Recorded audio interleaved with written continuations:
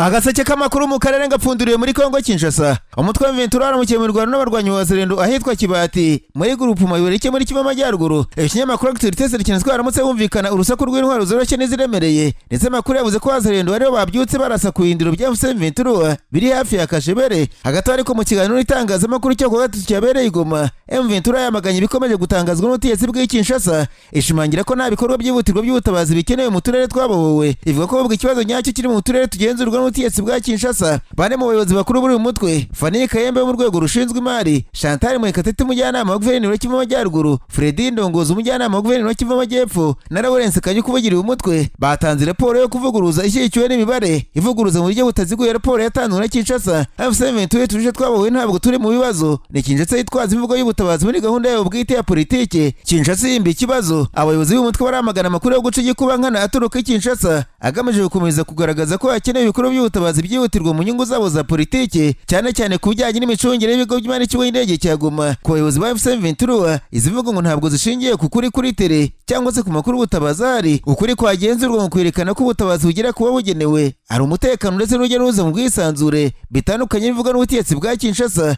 Nk'uko Chantal Mwekatete akomeza bivuga, wemeza ko imiryango itabara imbabare ikora nta nkomyi mu turere twa Masisi, Rucuru, Rubero na Nyiragongo. Imibare yatanzwe na Chantal Mwekatete irivugira ubwayo, aho yavuze ko ibigo 11 bya Loni, imiryango itegamiye kuri leta mpuzamahanga 91 n'imiryango itegamiye kuri leta yo mu gihugu 603 ikora buri munsi muri utwo turere. Kuva muri Mata abakozi bo mu gihugu butabazi 1936 batambutse mu bwisanzure, kandi imfashanyo nyinshi zatanzwe nta nkomyi, imisoro itemewe cyangwa se iterabwoba ritaziguye nta bigihari. Ibyongera kuri ibyo ngibyo ni ukuri kwirangijwe n'umutegetsi bwa Kinshasa, nk'inzira zo ku butaka zitekanye, imihanda ikinguye n'uruhererekane rw'imodoka zigenda mu mwuka ubona ko ibintu bigenda. Abayobozi bakuru ba M23 bavuze kandi ko isubukurwa ry'ibikorwa by'ubukungu rigaragara ngo habaye iherezo rya bariyeri zitemewe, guhuza imisoro, kubura ko bambura abantu mu mihanda no gutembera mu bwisanzure byaragarutse. Bashimangira ko amasoko yuzuye kandi abona ibicuruzwa, ndetse hakaba no kugemurira uturere tugenzurwa na Kinshasa ibiciro by'ibiribwa ngo byaragabanutse nk'ikimenyetso cy'ubukungu bwifashe neza hamwe n'ubucuruzi bwazamutse. Ariko kandi Repubulika ya Demokarasi ya Kongo yasabye umuryango SADC kwifasha gushyira igitutu ku Rwanda kugira ngo rubashe gucyura ingabo ivuga ko ziri ku butaka bwayo. Kinshasa yatanze ubutumwa biciye muri perezida mushya w'inteko ishinga amategeko yayo, Emeboje Sangara, ubwo ari mu nama y'ihoro rya komite nshingwabikorwa w'inteko ishinga amategeko y'umuryango wa SADC yabereye Dabani muri Afurika y'Epfo. Uyu yagaragaje ko kuva amakimbirane hagati ya Kongo n'u Rwanda yatangira, igihugu cye cyakunze kugaragaza ubushake bwo kuyakemura biciye mu biganiro bya Rwanda, ibya Nairobi, ibya Washington n'ibya Doha. Kinshasa imaze igirana n'umutwe wa M23 ivuga ko na Kigali ku itariki 15 Ugushyingo impande zombi zakize umukono ku mahame shingiro azazifasha guhagarika intambara imaze imyaka ine zihanganisha. Emeboje yavuze ko nubwo habayeho isinywa ryari amahame agamije kugarura amahoro n'umutekano mu gihugu mu bice yise ko bigenzurwa n'ingabo z'u Rwanda zifatanyije M23, hakigaragaramo ibikorwa bihonyora uburenganzira bwa muntu. Ibyo yavuze ko biterwa no kuba u Rwanda rudashyira mu bikorwa ibyo rwiyemeje. Ati nubwo impande zombi zemeneje gutanga agahenge, ingabo z'u Rwanda na M23 ntibahagaritse ubwo bitero mu bice bizwi nko mu duce dukorerwa ubucukuzi bw'agaciro. Ni ibintu twamagana buri munsi. Hejuru y'iryo tera ry'ingabo z'u Rwanda haza no gutwara mu agaciro mu burasirazuba bw'igihugu cyacu. Boje yavuze ko biri kubera mu burasirazuba bwa Kongo bisaba SADC ubushishozi bwinshi, asaba uyu muryango gufasha Kongo mu gushyira igitutu ku Rwanda. Ati ni ikibazo gisaba ubushishozi bwa SADC. Niba uyu munsi hari ibiganiro bya Washington, ni ukubera ko u Rwanda rwanze kubariza ibyo rwari rwiyemeje. U Rwanda rwanze kwitabira inama yateguwe na perezida wa Angola wari umaze igihe kirekire akora kugira ngo tubone amahoro, ariko birangira perezida Kagame yanze kwitabira. Turasaba inteko ya SADC gukoresha ingufu zayo za diplomasi mu gushyira igitutu ku Rwanda kugira ngo rwubahirize ibyo rwiyemeje, ndetse no gushyira mu bikorwa umwanzuro 2773 w'akanama k'amahoro k'umutekano ka Loni urusaba kuva ku butaka bwa Kongo nta mananiza. Kugeza u Rwanda ntirwemeza ko rufite ingabo ku butaka bwa Kongo, icyakora rwemeza ko rwafashe ingamba z'ubwirinzi mu rwego rwo kwirinda ko Kinshasa n'abafatanije baruhungabanyiriza umutekano. Minisitiri w'Ububanyi n'Amahanga w'u Rwanda Ambassadeur Nduhungirehe aherutse gushimangira ko ziriya ngamba zizavaho ari uko Kongo Kinshasa yamaze gusenya umutwe wa Jenoside wa FDLR nk'uko bisabwa n'amasezerano ya Washington. Sosiyete sivile muri Twitwariye Mwenga mu ntara y'Kivu Amajyepfo ariko kandi yamaganye mu itangazo ryayo ibikorwa by'ubusabuzi byagaragaye kuwa kabiri bikozwe n'ingabo za leta n'inyeshyamba bafatanije. Uwo muryango utegamiye kuri leta urashinja bamwe mu basirikare ba FARDC ndetse n'inyeshyamba za Zerendo ko nyuma y'ibikorwa byo gusahura abaturage byakozwe nyuma y'igitero cya M23. Sosiyete sivile iti ibiro by'ubuhuzabikorwa muri Twitwari bya Sosiyete sivile ya Mwenga biramenyesha ko mu kurenga ku ihagarikwa ry'imirwano ryashyizweho mu mukono hagati ya M23 na leta ya Kongo ndetse no hagati y'u Rwanda na Kongo Kinshasa, M23 yateye kuva kuwa 4 tariki ya 19 Ugushyingo bya FARDC muri grupu za Muranga na Kitwa Buruzi na Butongo muri Cheferi ya Rwindi. Iyi nkuru y'ikinyamakuru Morning Post ikomeza ivuga ko M23 byaba byarihagazeho amanywa n'ijoro kuva ku wa kane mu cyumweru gishize kugeza ku wa mbere. Perezida wa Societe Civile ya Mwenga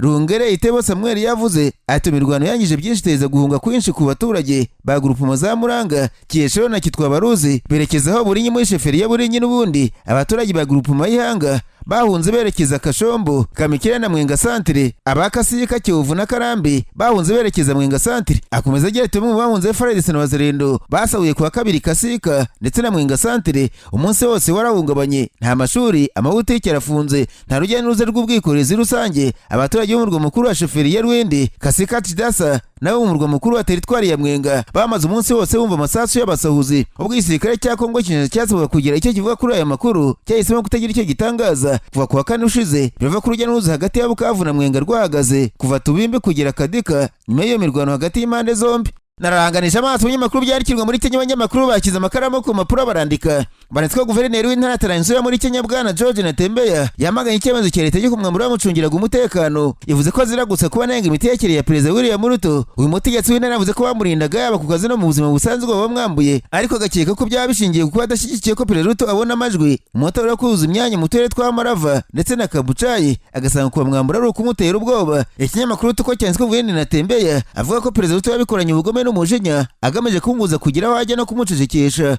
Uyu mutegetsi w'intara yamaganye uyu mwanzuro, yavuze ko bigamije kumucecekesha no kumugaba ibitero ndetse yarakeye ko n'imodoka z'akazi baza kuzimwambura, ariko nayo ngo ntashobora guceceka ngo yakwemera agapfira demokarasi. Umugabo usanzwe uvugira hejuru ya nenga guverinoma William Ruto yavuze ko n'ubusanzwe ibiro bya perezida bitamureba neza kuko avuga ibyo atekereza, ariko ngo adateze gucecekeshwa ku nyungu z'igihugu azavuga igicaka kikaba. Aya matora muri aya gace yabaye ku wa kane abasesengura bavuze ko ari igipimo gihawe Perezida William Ruto kuko ko yatsindwa ishyaka rye rikabura amajwi byerekana ko urugendo rwa manda ya kabiri 2027 ruzamurushya, ndetse ko byanatuma ashaka abandi bantu bafatanya akaba yakwirukana visi perezida agashaka undi wabasha kuzamuburana amajwi mu karere ka Mount Kenya. Perezida wa komisiyo y'amatora yavuze ko nta munyapolitiki ushobora kumukoresha muri aya matora kandi uko aza kuyitwaramo bizagaragaza isura y'uko azanayobora amatora ya 2027. Agaseke k'amakuru mu karere ngapfunikira muri Uganda. Abanyamakuru bakozeje baburi barandika banditswe icyamwe ry'abanyamategeko ba Uganda ryamaganye polisi ya Uganda yongeye kurumbwa yifashije mu gucunga umutekano mu bikorwa byo gutatanya abarwanya ubutegetsi. Bavuze ko bihwanye n'itegeko nshinga imyaka 18 yari ishize abapolisi ba Uganda badakoresha imbwa mu kivunge cy'abantu kuko byagaragaje ko zikomeretsa abantu baje muri za mitingi z'amashyaka. Uyu muryango w'abanyamategeko wavuze ko Uganda igaruye amategeko y'igihe cy'ubukoloni kuko abakoloni bifashishaga imbwa bakazishumuriza abirabura zikabaruma bakiruka. Izi mbwa zicunga umutekano. Birava ko polisi ya Uganda yazishumurije abarwanashyaka ba NUP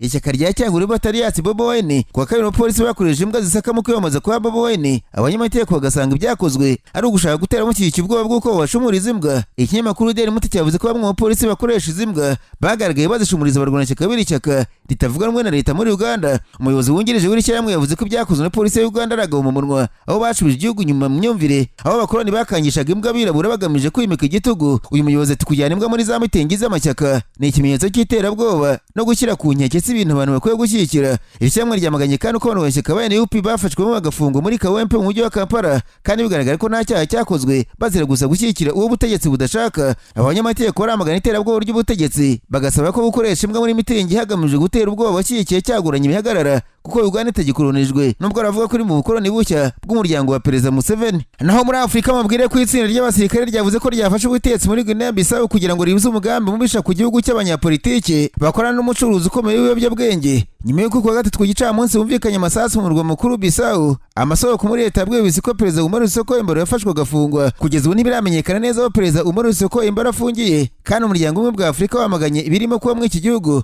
Abo basirikare bavugiwe na General Denis Nkanya bahise bagaragara kuri televiziyo ya leta bavuga ko bahagaritse inzira y'amatora mu gihe iki gihugu cyo mu burengerazuba bwa Afurika cyayitegereje ibyavuye mu matora ya perezida yabaye ku cyumweru aho byari biteganyijwe gutangazwa ku wa kane. Bavuze ko bari gukora ibi kugira ngo barinde igihugu umugambi w'ubusha w'abanyapolitiki batatangajwe amazina bari bashyigikiwe n'umucuruzi ukomeye w'ibiyobyabwenge bashaka guhungabanya igihugu. Abo basirikare banatangaje ko bafunze imipaka kandi bashyizeho gahunda y'umukwabu n'amasaha abantu batagomba kurenza bataragera mu rugo. Abatanga ubuhamya i Bissau bavuze ko bumvise amasasu ahagana saa 7 ku isaha mpuzamahanga ya GMT zo ku munsi wo ku gatatu, ariko ntiyahise amenyekana warasaga cyangwa se bahitanwe n'ayo masasu. Nk'uko rero ntaramakuru by'Abafaransa bivuga, abantu magana bari imodoka abandi bagenda n'amaguru bahunga bashaka ko bishe mu masasu yumvikanaga mu gace bari barimo. Nyuma yaho General Denis Nkanya usanzwe ukuriye umutwe umutwe w'ingabo zirinda umukuru w'igihugu yasomye itangazo ryemeza ko ubutegetsi bwafashwe. Yavuze ko abasirikare bakize urwego rukuru rw'ingabo zishinzwe kugarura umutekano kandi asaba abaturage gukomeza gutuza ahantu hose bisaba hakizwa bariyeri zigenzura kandi imihanda yeraga nta bacaracaraga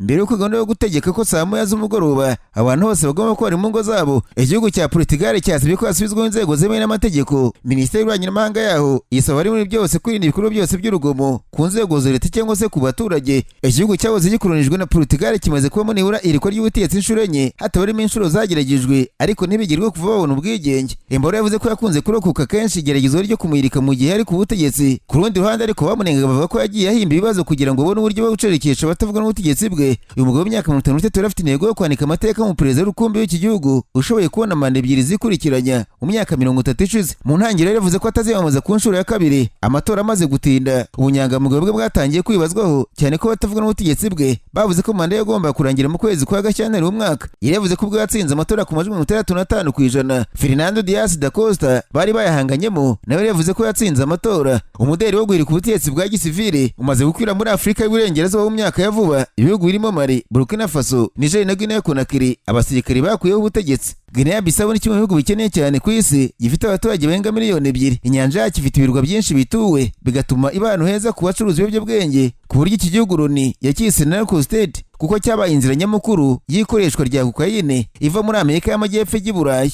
Hanze ya Afurika urukiko rutizindi rwo mu Bufaransa rwashimangirano cyakatiwe ari perezida w'Ubufaransa Nicolas Sarkozy ku gutera inkunga y'amafaranga mu buryo bunyuranyije n'amategeko yo gukoresha mu bikorwa byo kwiyamamaza bya 2007 yahamwe no gukoresha amafaranga y'umurengero mu bikorwa byo kwiyamamaza no guha akazi kompanyi zo kugaragaza isura nziza muri Rwanda kugira ngo ishire ibyo yakoze yitwa Big Marion. Sarkozy w'imyaka 70 yakatiwe gufungwa umwaka umwe 2024 amezi 6 y'uwo mwaka akaba yari yasubitswe. Bisobanuye ko ashobora kuyafungwa yambara igikoresho cya elektronike kimenyekanisha aho kujya muri gereza. Buri gihe yakomeje guhakana ibirego byose. Abashinjacyaha muri urubanza bavuze ko ishyaka UMP rya Sarkozy ryakoreje mu kwiyamamaza amayero akubye hafi inshuro 2 asanzwe kutarenza mu kwiyamamaza ariyo miliyoni 22 n'igice z'amayero mu bikorwa byo kwiyamamaza kwe. Ugu kurenza mu mafaranga kwatumye agira ibikorwa byo kwiyamamaza bikomeye ndetse n'amitingi zikomeye. Mu guhisha ikiguzi cy'ibyo bikorwa ishyaka UMP ryasabye kompanyi Big Marion guha fagitire iryo shyaka aho kuzirihisha abashinzwe ibyo bikorwa byo kwiyamamaza. Uku guhamwa icyaha cyo kuwa gatatu kwabaye guhamwa n'icyaha mu buryo ntakuka kwa Sarkozy uhoze ateye ku Bufaransa kuva 7 kugeza 12 mu kuboza ko umwaka ushize urukiko rukuru rw'ubujurire rwo mu Bufaransa rwashimangiye ko Sarkozy yahamwe n'icyaha cya ruswa ndetse biba ngombwa ko yambara umuringo wa elektronike wo kumuhoza w'ijisho mu gihe cy'amezi 6. Muri Nzeri umwaka kitegwa gufungwa imyaka 5 nyuma yo guhamwa n'ubufatanyacyaha mu mugambi mubisha.